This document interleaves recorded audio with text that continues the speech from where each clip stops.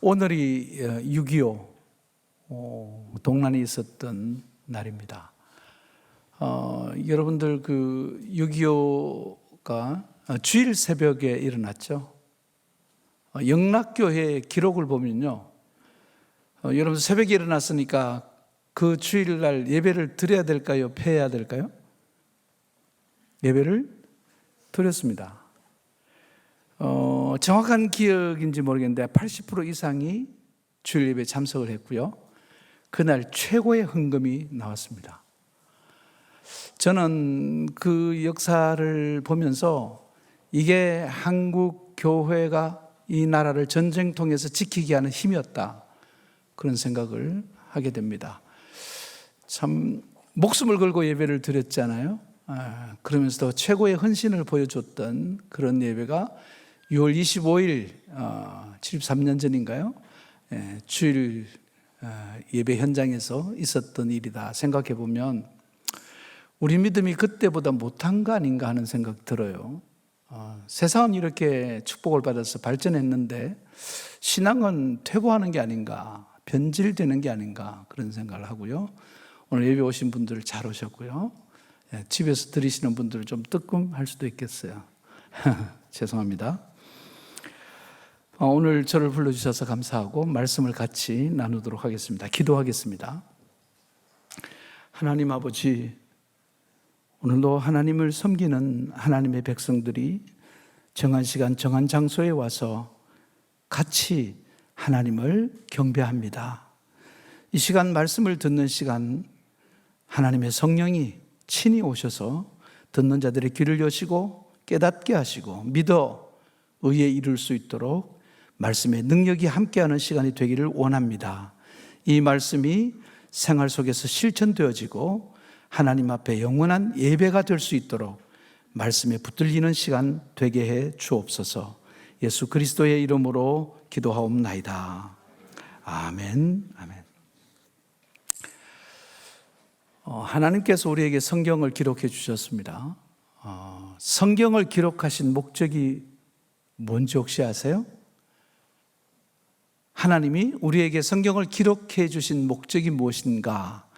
요한은 이렇게 말합니다. 요한복음 20장 31절을 보면 오직 이것을 기록한 이유는 너희로 예수께서 하나님의 아들 그리스도이심을 믿게 하려 함이요.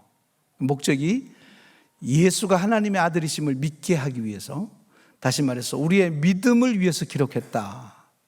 성경을 읽으면 우리의 무엇이 자라요? 믿음이 자랍니다.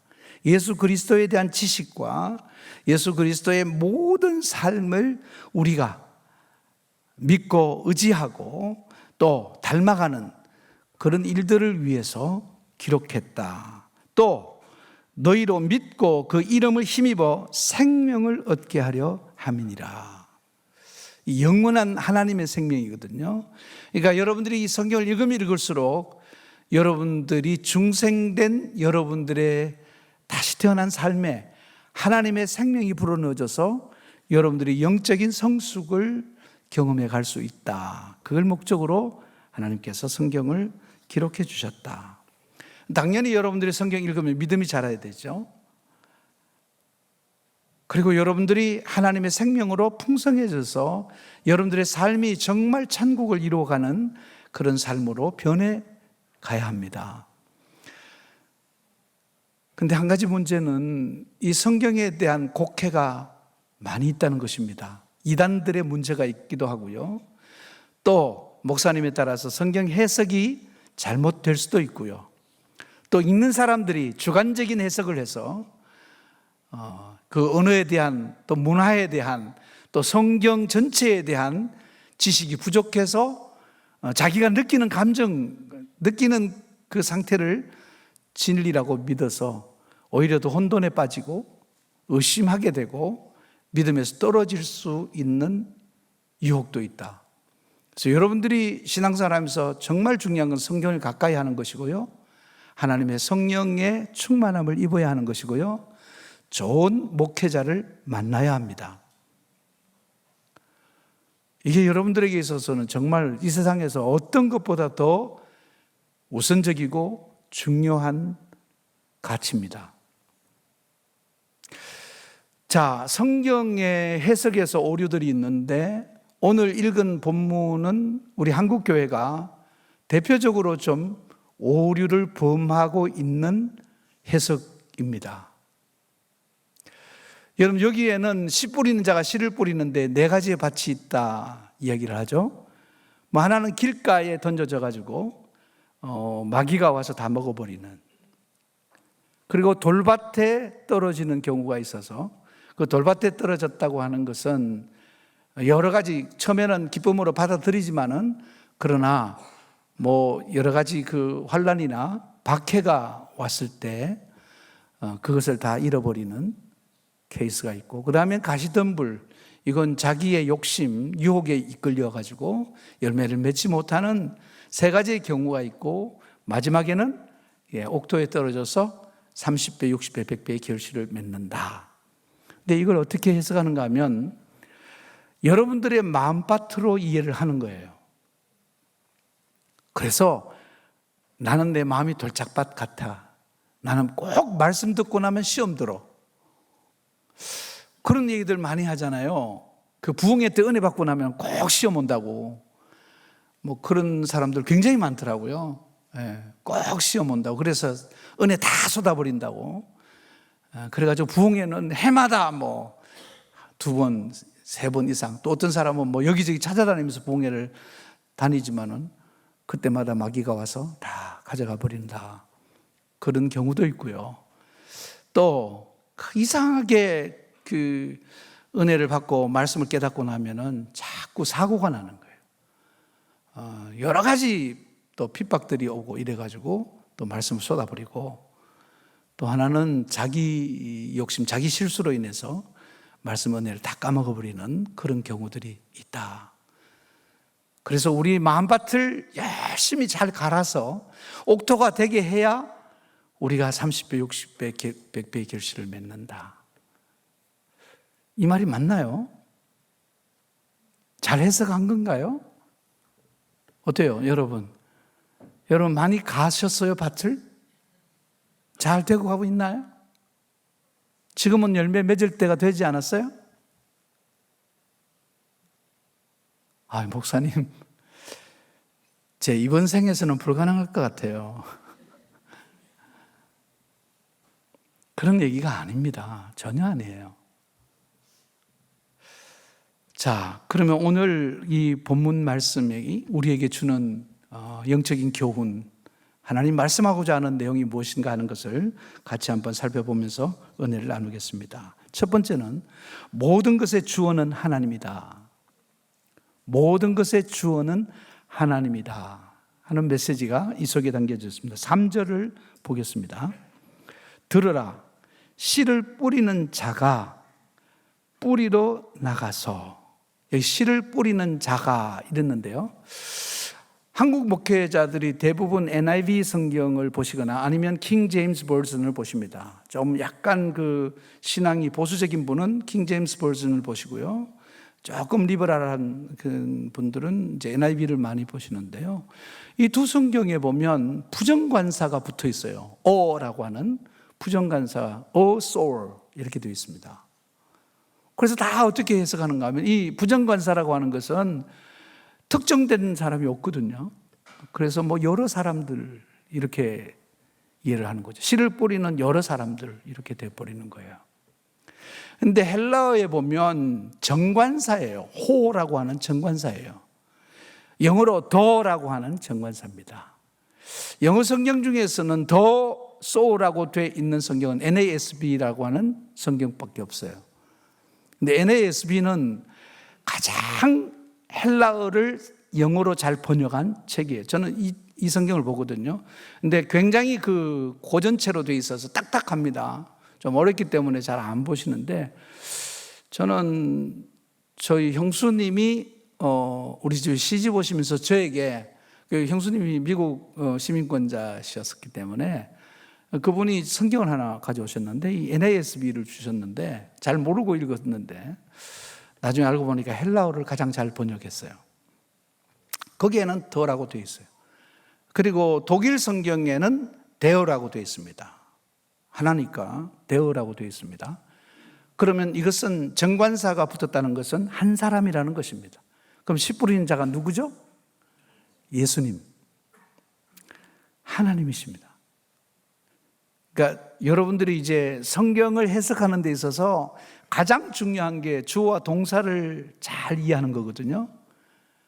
자, 성경은 어떻게 되어 있느냐? 성경 해석하기 위해서 제일 중요한 게 창세기 1장 1절이에요.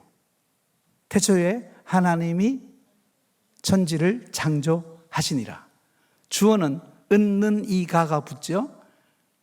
하나님이 하시니라. 그게 성경의 이야기입니다. 성경은 하나님이 하신 일을 기록한 책입니다. 하나님이 계획하시고 하나님이 약속하시고 하나님이 성취하신 이야기입니다. 성경 전체는 다 그거밖에 없어요.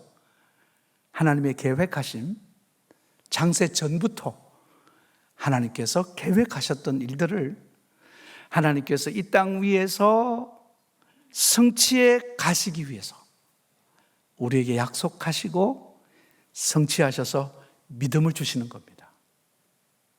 그러니까 성경은 다 약속한 것을 지키시는 거예요.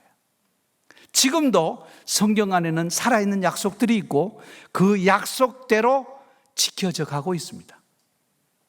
모든 인류의 역사, 나 개인의 역사에서부터 모든 인류의 역사의 주인은 하나님이십니다. 아멘이십니까? 네. 아멘 하면 서로 좋을 텐데. 네? 그래서 말이죠. 네. 모든 주어는 하나님이고 하나님은 반드시 이루십니다. 그래서 오늘 설교 제목이 하나님이 하십니다. 걱정할 게 있어요, 없어요? 없어요. 자랑할 게 있어요, 없어요? 없어요. 걱정할 것도 없고 자랑할 것도 없고 감사할 것뿐이고 순종할 것뿐입니다. 북한 선교회를 25년 동안 하신 목사님이 계세요. 아주 생명을 걸고 정말 어마어마한 일을 해냈습니다. 이분하고 저하고 지금 공동 집회를 1년에 2번씩 이번에도 7월 달에 또 하고 합니다. 1월 달에 하고 평양 대부흥성회라고 해서 탈북자 500명과 그분이 직접 가르치신 분입니다. 이 탈북자들이요 25년 동안에 중국에서 같이 살면서 성경 100독 이상한 사람이 무지하게 많습니다. 목사님이 17분 나오셨고요. 그래서 제가 이 목사님 대단하다 그랬더니 자기가 나보고 그러더라고요. 목사님 더 대단하시다고. 그게 뭔데요? 그랬더니 목사님이 40년 동안 교회 3개를 세우셨고 4개 교회를 다 부흥시켰잖아요. 하나님 상급이 클 겁니다 그러길래 제가 저는 상급 없어요. 하나님의 상급은 일했다고 주는 거 아니에요. 왜? 그거 누가 했어요? 하나님이 하셨어요. 저 한 거 없어요. 하나님이 다 하셨어요. 예, 다 하셨어요. 근데 하나님의 상급은 뭘 보고 주느냐? 감사와 순종입니다. 그게 은혜 아래 사는 사람의 특징입니다. 모든 것이 은혜인 것을 알면 지나간 모든 삶을 돌아볼 때 이건 하나님의 은혜였다. 에베네셀, 하나님이 나와 함께 하셨다. 그렇게 여기는 사람은 감사가 저절로 나오죠. 그 다음 순종할 수밖에 없죠. 하나님의 상급의 기준은요 얼마나 감사하며 살았느냐 그리고 얼마나 순종했느냐지 얼마나 열심히 빡세게 일했느냐. 저는 신학교를 들어갈 때 하나님께 서원 기도를 했어요. 하나님 바르게 열심히 하겠습니다. 40년 지나고 보니까 틀렸어요. 하나님이 목회를 그만두고 나니까 새벽마다 말씀하시는데 제 틀린 것만 얘기하십니다. 어마어마한 교훈들을 다 끝나고 난 다음에 하나님께서 깨닫게 해요. 그래 하나님 왜 목회 다 끝나고 나니까 말씀이 깨달아지고 왜 목회가 깨달아지고 왜 인생이 깨달아집니까? 그랬더니요 너 수없이 얘기했는데 안 들었어. 안 들었어. 넌 네 고집대로 다 했어. 불순종의 역사가 제 목회의 역사더라고요. 무슨 상급이 있겠어요? 예. 저 이제 얼마나 남았을지 모르지만 남은 시간은요, 하나님 순종할 기회를 달라고 기도해요. 하나님, 제가 이제는 정말 죽으라면 죽겠습니다. 그리고 감사만 하다가 가고 싶습니다. 저는요, 밥 먹으면서요, 이빨부터 목구멍까지 배설구까지 다 기도합니다. 제 친구가 장로님 아들인데요, 실패해가지고요, 저 마카오에서 노름하다가 잡혀왔는데 보니까 이빨이 하나도 없어요. 그래 이빨을 제가 저희 교회 장로님한테 가서 이렇게 하고 나서 내가 밥을 사주려 갔더니 뭐 먹고 싶나 했더니 고기 먹고 싶다. 점심도 고기를 먹고 저녁도 고기 먹고 싶다. 고기. 그러면서 하는 말이, 광우야, 씹는다는 게 이렇게 감사한 건지 이제 깨닫는다. 그 이후로 저 씹을 때 감사해. 하나님, 아직 그래도 남아있거나 임플란트 할 수 있어서 감사하고, 하나님 이것을 씹어서 소화시킬 수 있어 감사합니다. 그 다음에 제가 아팠던 식도염, 식도 오늘도 무사히 통과해서 감사하고, 위가 잘 소화해서 감사하고, 장이 잘해서 시원한 변을 볼 수 있어서 하나님 감사합니다. 다 감사해요. 감사하지 않을 게 하나도 없어요. 잘 돼도 감사, 잘못돼도 감사, 모든 게 다 감사해요. 왜요? 하나님이 하시니까요. 합력하여 선을 이루실 거니까요. 땡겨서 감사하면 안 됩니까? 그게 지혜예요. 자, 모든 것의 주는 하나님이시다. 여러분들께서 이게 신약에 와서 조금 확대해서 보면요, 요한복음 2장 19절에 예수께서 대답하여 이르시되 너희가 이 성전을 헐라 내가 사흘 동안에 일으키리라. 두 문장이 한 문장으로 됐죠. 여기에 주어와 동사가 두 개예요. 하나는 너희가 어떻게 하라? 크게 어떻게 하라? 성가대면 어떻게? 헐라. 누가? 하나님이 다시 세운다 그랬어요. 사흘 만에 세우리라. 이게 교회론입니다. 제가 교회 성장학을 전공했거든요. 교회 성장학 강의의 1번이 이 구절입니다. 요한복음 2장 19절을 가지고 하는데, 교회는 두 개입니다. 사람은 헐고 하나님은 세우십니다. 저는 교회를 세운 게 아니에요. 저는 교회를 허는 사람이에요. 교회를 잘 허는 게 목회입니다. 이 헌다고 하는 것의 가장 중요한 신앙의 행위는 회개입니다. 자기를 부인하고 자기 십자가를 지게 만드는 것, 그게 목회예요.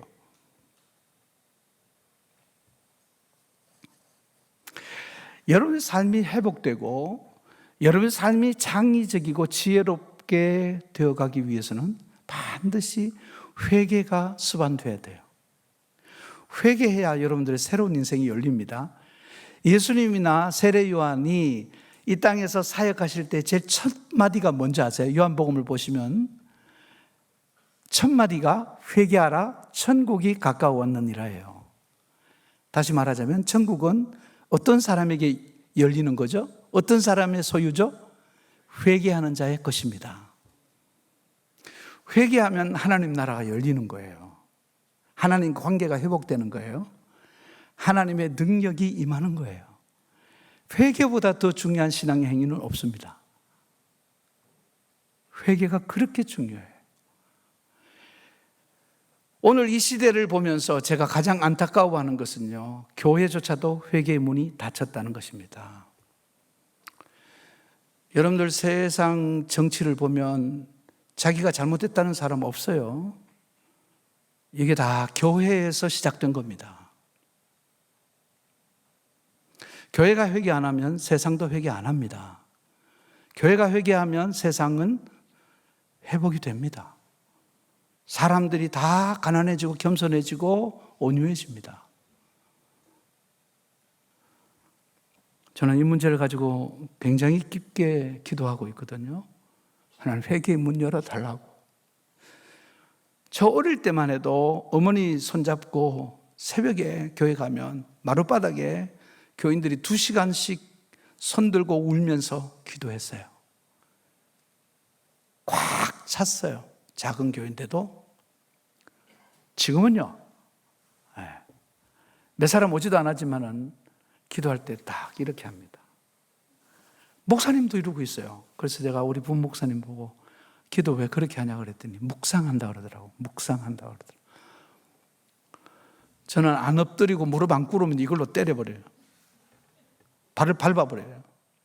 정말 유명합니다. 제가 그렇게 한 부교육자들 저한테 덩치 맞은 친구들 많습니다.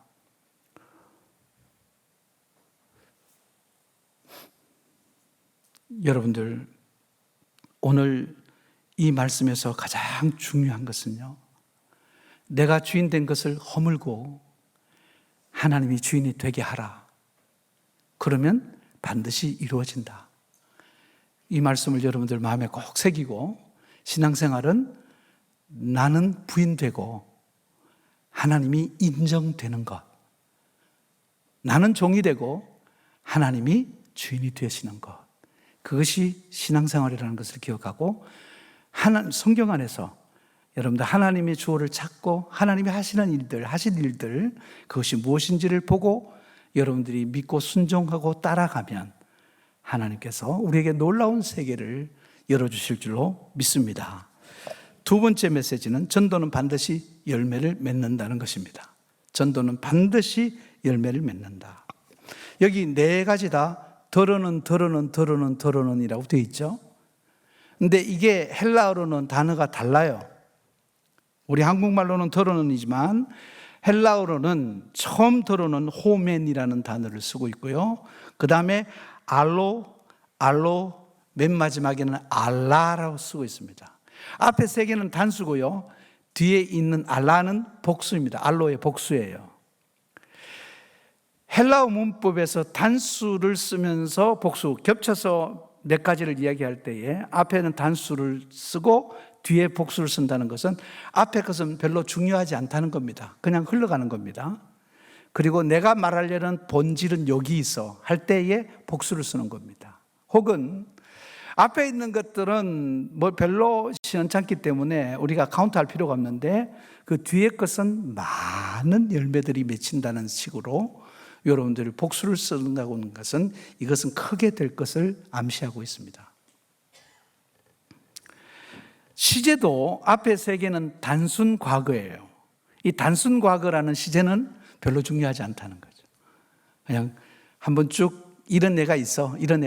근데 그건 중요하지 않으니까 신경 쓰지 마. 그렇게 쓰다가 마지막 네 번째는 미완료 능동태를 쓰고 있습니다. 이건 정말 중요한 거예요. 현미경으로 들여다보듯이 자세하게 설명하는 거예요.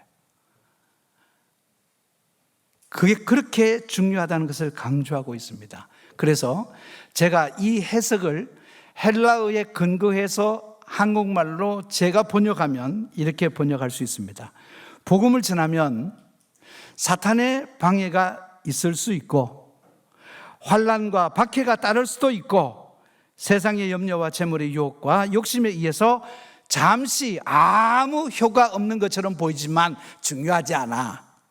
그건 잠시야. 그런 방해가 있을 수 있지. 그런 실수가 있을 수 있지. 그래서 안 되는 것처럼 보이지. 아니야.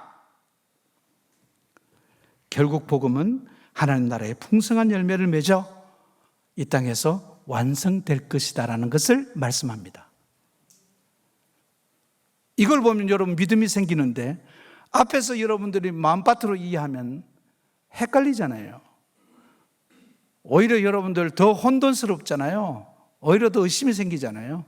그런데 이 말씀은 제자들을 파송하기 전에 하신 말씀이에요. 이 설교는요, 6장에 가면 제자들을 전도자로 파송합니다. 파송하기 전에 얘들아, 너희들이 가서 이제 복음을 전할 텐데 복음을 전하는 주체는 너희들이 아니야. 나야, 나. 내가 하는 일이야. 그러니까 두려워하지 마. 이거 전할 때에 사탄이 역사해서 빼앗아갈 수도 있고 여러 가지 핍박이나 박해들이 올 수도 있고 재해가 있을 수도 있고 사람들이 유혹에 끌려가지고 안 되는 것처럼 보이지만 걱정하지 마. 그건 반드시 100배의 결실을 맺고야 말 것이다. 그러니까 때를 얻든지 못 든지 듣든지 안 듣든지 전에 돼. 제가 40년 동안 전도자로 살았거든요. 제가 목회를 그만두고 카운트를 해보니까요, 가족이나 친지 혹은 또 이웃이나 제가 전도한 사람 중에 한 사람도 예외 없이 다 예수 믿었어요. 그 가족들이 다 믿어요. 여러분들 야구선수 장효조라고 있어요. 삼성 라이온스의 우리나라의 전설적인 타자죠. 제 중학교 동창이고 이 세상에는 친구 너밖에 없다고 할 정도로 친한 친구고, 제가 신학교 다닐 때도 방학이 되면은 2개월씩 그 친구 집에서 먹고 자면서 전도를 했어요. 그 친구는 독실한 불교 신자입니다. 어머니는 뭐 유명한 보살이고요. 예수 냄새가 아니라 막 불교 냄새가 팍팍 납니다. 집에 가면 아무리 전도해도 안 되더라고요. 근데 그 친구가 몇 년 전에 세상을 떠났는데 그 전에 믿고 집사님이 됐어요. 아들이 의제라고 하나밖에 없는 아들인데요, 그 친구는 지금 중동에 선교사로 나가 있습니다. 목사가 됐어요. 놀랍잖아요. 제가 미국에서 유학할 때 버지니아에서 살고 있었는데요, 거기 가면 NIH라는 유명한 미국 국립의료원이 있습니다. 그러니까 그 난치병으로 알려진 병들만 연구하는 그런 연구소인데요, 뭐 세계적인 석학들이 모이는데 우리 아파트에 그 NIH의 의사들이 12명이 살고 있었고요, 제가 2년 동안 공부하는 동안에요 11명을 전도했어요. 근데 한 명이 전도가 안 되는데 그분은 우리 옆집 계시는 신박사예요. 문 열면 문 같이 마주보는 그런 집이었어요. 근데 그분만 안 믿었어요. 이분은 그 양가가 다 독실한 불교 신자고, 이 사람은 또 그 동경대학 의대를 나왔지만은 굉장히 그 인문학적 지식이 많고 특히 중세사를 아주 역사를 굉장히 꿰뚫어 보는 사람인데 교회 욕만 하는 거예요. 담배 피우면서 내 얼굴에 품으면서 성경 공부할 때마다 방해를 하는 거예요. 근데 이분이 둘째 아기를 낳을 때 그 부모님이 어머니가 오시기로 했는데 양말 공장 하시던 분이 부도가 나가지고 출국이 안 되는 거예요. 우리는 너무 좋은 기회다 하고 제 아내가 그 집에 가서 한 달 동안 먹고 자면서 그 아기를 돌봤어요. 한 달 돼서 이제 우리 집으로 왔는데 책을 들고 왔어요. 우리 아내가 그동안 전도 책자들을 갖다 줬어요. 근데 이렇게 말합니다. 목사님, 사모님, 너무 감사했습니다. 그리고 책 잘 읽었습니다. 그런데 이것 가지고 저희들 전도할 생각 하지 마세요. 당돌하게 얘기를 하셨어요. 제가 한국에 돌아와서 사역을 하고 있는데 한 2년 정도 지났을 때에 새벽 3시쯤 신박사가 전화가 왔어요. 엉엉 울면서 전화가 왔어요. 그러면서 뭐라고 그런가 하면, 목사님, 저 방금 예수 영접했습니다. 어떻게 영접했느냐고 나중에 물어보니까 제가 거기에 흘려놓고 간 그 펠로십 처치라고 제 친구 목사님이 목회하는데 아주 건강한 교회였습니다. 그 교회에서 나오는 소 잡지, 그걸 놔뒀는데 그거 읽다가 이분이 예수님 만난 거예요.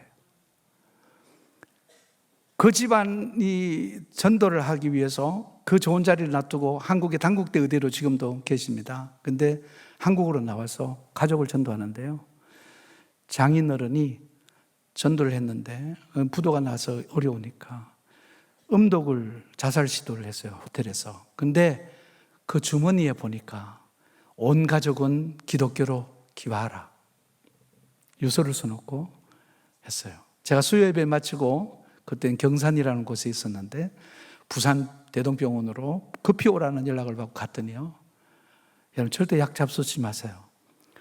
온몸에 이런 물집이 막 발바닥까지 다 잡혀가지고 숨은 막 하면서 이제 죽을 시간을 기다리더라고요. 손을 꽂기도 했는데 나았어요. 회복이 됐어요. 그런 기적들이 전 수도 없이 하나님께서 복음을 전할 때 하나님이 능력을 나타내기도 하고 여러 가지 방법들을 통해서 시험을 주기도 하고 장효조의 아들은 목소리가 안 나왔어요. 병원에서 불치병으로 확인이 됐어요. 근데 기도원에 가서 기도하면서 목소리가 나왔어요. 그러면 주의 종이 되겠다 서원 기도를 했는데 그래서 목회자가 된 거예요. 뭐 이런 일들, 그 일 다 누가 했어요? 목사님이 했어요? 하나님이 하셨어요. 하나님이 하셨어요. 전도는 실패가 없습니다. 40년 지나고 보니까 실패가 없어요. 제가 던졌던 사람은 다 믿었어요. 예수 믿으라고 제가 예수를 대해서 얘기했던 사람은 다 믿고 지금은 목사도 되고 뭐 여러 가지 목사 된 사람도 굉장히 많아요. 자, 시간 때문에 제가 마지막 세 번째를 말씀드립니다. 믿는 자는 반드시 말씀과 성령을 통해 변화를 경험한다는 것입니다. 사람이 변해요, 안 변해요? 세상 사람들 뭐라 그러던가요? 사람 절대 안 변해. 저 인간은 죽을 때까지 철 안 들어. 실제로 저희들이 봐도 변하는 사람이 거의 없어요. 제 아내도 굉장히 저하고 관계가 좋거든요. 굉장히 인고 부부입니다. 우리 최정근 목사가 잘 알지만 제 아내 참 좋은 사람이에요. 39년 4개월째 살고 있는데요. 제가 39년 됐을 때 저희 아내하고 이런 얘기를 했어요. 여보, 우리 둘이 결혼할 때부터 지금까지 변한 거 하나도 없어. 한 가지도 바뀐 게 없어요. 있는 그대로예요. 근데 뭐가 달라졌을까요? 예. 상대방의 약점과 나하고 다른 부분들을 한없이 받아들이는 거예요. 그리고 도우려고 하는 거예요. 바뀌진 않지만 받아들이려고 하는 자세가 내 안에 자리 잡고 있다. 그런 얘기를 나눈 적도 있습니다. 예, 변합니다. 변해요. 저는 굉장히 부잣집 아들로 자랐거든요. 신학교 들어가는 해에 저희 아버님 부도가 나셨습니다. 신학교 다니는 내내 저는 밥 한 그릇 400원짜리 기숙사 밥을 못 사 먹었어요. 정말 어마어마한 고생을 했었습니다. 근데 하나님께서 어느 날 제가 밤새워서 학교 강당에서 기도를 하는데 하나님 고린도후서 8장 9절을 주셨어요. 우리 주 예수 그리스도의 은혜를 너희가 알거니와 부요하신 이로써 너희를 위하여 가난하게 되심은 그의 가난함으로 말미암아 너희를 부요하게 하려 하심이라. 성령님께서 이렇게 말해요. 예수님도 너를 부요하게 하기 위해서 가난하게 되셨다. 너 이제 다른 사람들 부요하게 하기 위해서 가난한 자가 되어야 한다. 지금은 훈련이다. 그 말을 듣고 제가 얼마나 은혜를 받았는지, 그 이후에 가난이 부끄러워 본 적도 없고 불편한 적도 없고 굶어 쓰러져도 감사하면서 쓰러졌어요. 그게 변한 거예요. 무엇이 나를 바꾼다? 말씀이 나를 바꿔요. 오늘 20절 가서 보겠습니다. 20절 말씀에 좋은 땅에 뿌려졌다는 것은 곧 말씀을 듣고 받아. 듣는 건 뭐고 받는 건 뭐예요? 이 듣고는 호이넨테스 아쿠신토로곤이라는 헬라 문장입니다. 이건 어떤 뜻인가 하면 말씀을 계속해서 듣는 현재 진행형을 쓰고 있어요. 말씀을 그냥 한 번 들은 게 아니라 계속해서 집요하게 하나님 말씀을 들었다는 거고, 받았다는 말은 카라 파라 데콘타이라는 단어를 쓰는데 이건 무슨 뜻인가 하면은 변화를 공적으로 드러내다는 뜻입니다. 그러니까 말씀을 계속 받더니 그 변화가 모든 사람들 앞에 보이더라는 겁니다. 변한 거죠. 여러분, 말씀은 우리를 바꿉니다. 의의 말씀을 경험하는 여러분 되시길 바라요. 왜 우리가 말씀을 많이 읽어야 하느냐? 묵상해야 하는가? 왜 배워야 하는가? 왜 외워야 하는가? 그리고 왜 우리는 기도해야 하는가? 이 말씀의 능력은, 성령의 역사는 말씀과 기도 속에서 일어나고 있습니다. 그러니까 여러분들 성경은 무조건 많이 읽어야 되고요, 무조건 좋은 설교는 많이 들어야 되고요, 그리고 여러분들 성경은 가능한 한 외우셔야 됩니다. 언제 그 말씀이 내게 이 현실을 해석하고 그 시험을 이기게 하고 혹은 문제를 풀어가는데 하나님의 지혜로 다가올 때가 있습니다. 그럼 그건요, 내게 생명이 되는 거죠. 내게 능력이 돼 실력이 되는 거죠. 그래서 어떤 시험도 이길 수 있습니다. 제가 이렇게 받은 말씀으로 인해서 제 삶은 흔들리지 않습니다. 말씀을 맺도록 하겠습니다. 그저께 제가 히브리 대학에서 22년을 공부한 목사님이 하시는 설교를 들었는데, 히브리 단어에 믿음이라는 단어가 에무나라는 단어를 쓰는데, 이 에무나는 못이 잘 박혀서 흔들리지 않는 상태, 다시 말해서 흔들림이 없는 상태, 딱 붙어서 흔들림이 없다는 것을 히브리 사람들은 저건 믿음이라고 하는 거예요. 여러분들이 말씀을 통해서 하나님께 딱 붙으시기를 바랍니다. 정말 하나님을 흔들림 없이, 여기 있는 것처럼 사탄이 와서 시험을 해도 욥이 흔들리지 않는 것처럼, 여러분들 재리의 여러 가지 핍박이, 환난들이 찾아와도, 그리고 여러분들 유혹이 있어도 하나님에게 못 박힌 사람, 하나님의 말씀이 우리 안에 못처럼 박혀 있는 사람, 그 사람은 흔들리지 않아요. 그 사람은 무슨 일이든지 해낼 수가 있어요. 목사님 조금만 더 해도 되나요? 어디 가셨나? 오늘 시간을 3부 예배는 좀 여유가 있나요? 간증 하나 하고 마치겠습니다. 저희 교회에 집사님 아닌 듯한 집사님이 계세요. 예. 교회 앞에 나가시면 담배 한 대 피우시고요. 예. 들락날락 하시고요. 늦게 저 뒤에 앉으시고요. 근데 이분이 어느 날 갑자기 앞에서 넷째 줄 이쪽 편에 부부가 같이 앉아 있는 거예요. 여러분, 목사님들 놀래키지 마세요. 이런 분들 이렇게 딱 자리 잡고 앉으면 걱정돼요. 저 무슨 일이 있나? 오던 사람이 안 와도 걱정되고요. 안 오던 사람이 와도 걱정되고요. 뒤에 앉는 사람이 앞에 와도 걱정되고요. 그러니까 예배가 안 돼요. 그런 사람 눈에 딱 들어오면. 가능하면 그래서 딱 정해놓고 지정석 중에 은혜 잘 받는 사람만 제가 봅니다. 딱딱. 여기 오면 어딘지 몰라서 제가 못하지만은, 그런 사람 한번 봐버리면 시험 들어요. 설교가 안 돼요.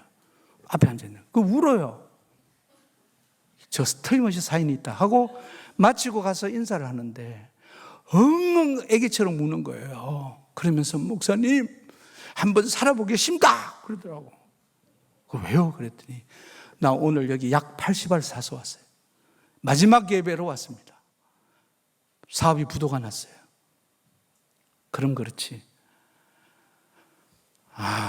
이분하고 그 빚잔치 하는 것부터 시작해서 막 그 고비를 넘어가는데 정말 생명을 걸고 기도했어요. 갑자기 이 편한 세상이라는 건설회사에서 어마어마한 수주가 들어왔어요. 이분이 토건회사를 하는데요, 100억짜리 공사가 들어왔어요. 아니, 지금 부도가 난 회사에 그런 큰 기업이 그런 걸 줄 수가 없어요. 회복이 됐습니다. 화면 안 하는 거 보면 여러분은 재물에 욕심이 없는 겁니까? 남자들은 꼴을 못 보는 겁니까? 에? 회복이 됐어요. 왜 그랬냐? 제가 설교하는 중에 그때 요셉 설교를 했는데 이렇게 말했답니다.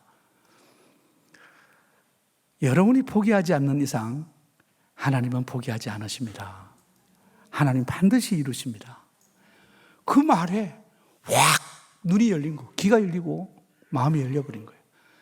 그래, 살아보자. 하나님이 한다니까 믿어보자.